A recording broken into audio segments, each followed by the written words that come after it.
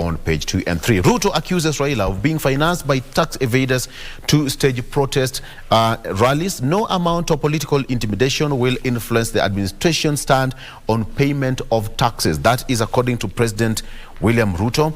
The president, in response to Azimio la Umoja, One Kenya party, which has vowed to continue with its nationwide rallies stemming from the disputed 2023 general election, the president said that no amount of political intimidation would change his administration's stand and the constitutional requirements on payment of taxes. The head of state asked Azimio leader Raila Odinga to try a different strategy. That is a story that will be developing in the few days. That is again in response to what Raila Odinga said over the weekend at Jacaranda grounds, where he said that the issue of taxes called on people to not to pay taxes. That's something that is going to raise a lot of eyebrows and debate in the coming days. Okay.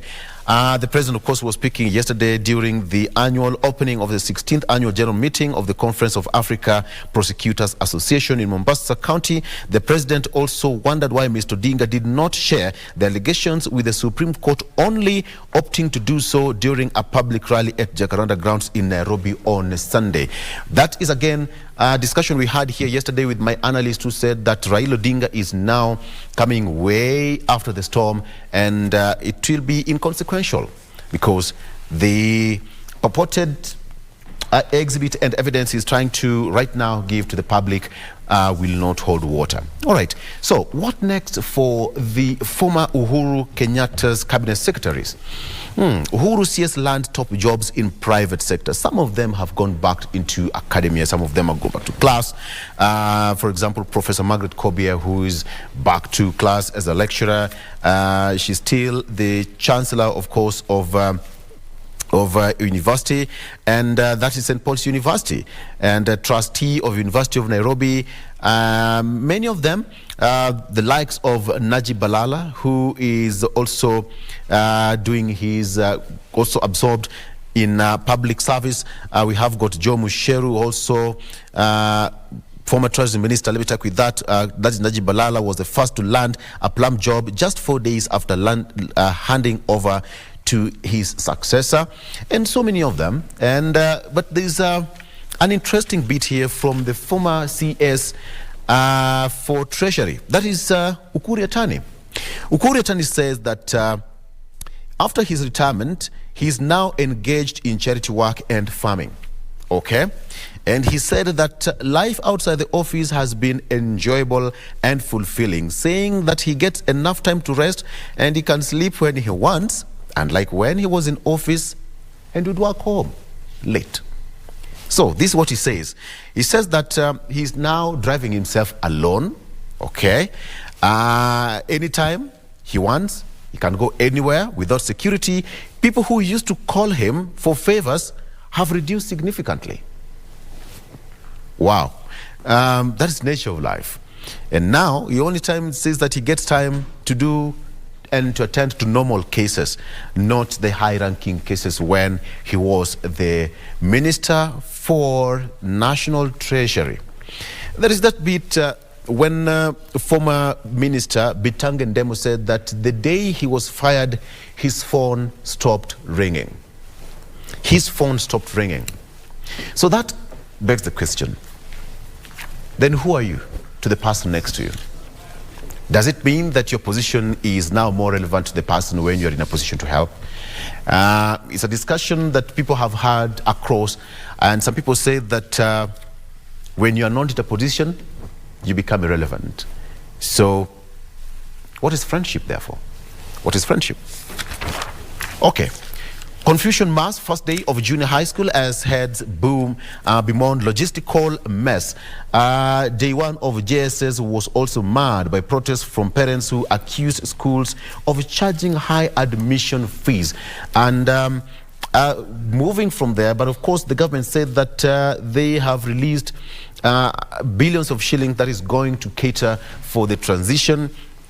And of course, the CS, that is Ezekiel Machogu, also said that there will be no he actually warned head teachers on registration fees. He said that Ezekiel Machogu warned all public school heads against charging registration fees for grade 7 learners. Mr. Machogu, while monitoring the reporting of learners at Nairobi Primary School, termed it illegality and warned school heads of perpetuating the practice that they would face disciplinary action against them.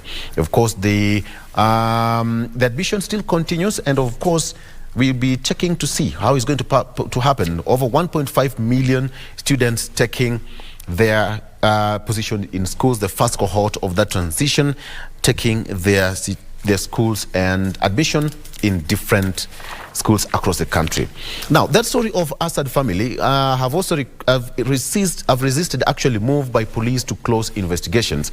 The family has asked the court to keep the investigations alive because a life was lost, quote unquote. Though through their lawyer, Dunstan Omari, the family asked the court to keep the investigations alive since a life was lost. And now he asked the court to give the DPP a deadline when to hand in the decision. Otherwise, his office will be turned into a parking lot of many undecided files. That is what is happening as far as that story is concerned.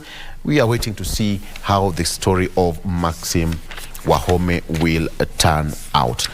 Okay, that is as far as that is concerned. But finally, there's that story of KPA defending tender to Joho family farm, and it says that Ports Agency says company offered to use its own resources to help set up grain bulk handling facility, and the court has had that though the KPA master plan provided that the second grain handling facility be in the Dongo Kundu area, circumstances under which the license was issued changed after Portside offered to use its own resources in the development of the facility. The case is still active in court. Now, that is as far as the Daily Nation is concerned. Finally, on the Standard, what do we have on the front page of the Standard? The front page of the Standard and the Star are more or less the same. Let me have the two newspapers side by side. There you have it. The front page says that Ruto goes after Uhuru, and the Star says Ruto goes for Moi, Kenyatta overtax. There you have it, side by side, more or less the same. That is the Standard, the Star, right? The Standard, you have it there. So the Standard says that Ruto goes after Uhuru. President William Ruto has gone for former President Uhuru Kenyatta's regime officials, who with claims that some of them are sponsoring Azimio rallies with the purpose of evading taxes. According to the president, the former regime wants to get away with waivers through the back door. That is on the front page of the Standard. There you have it.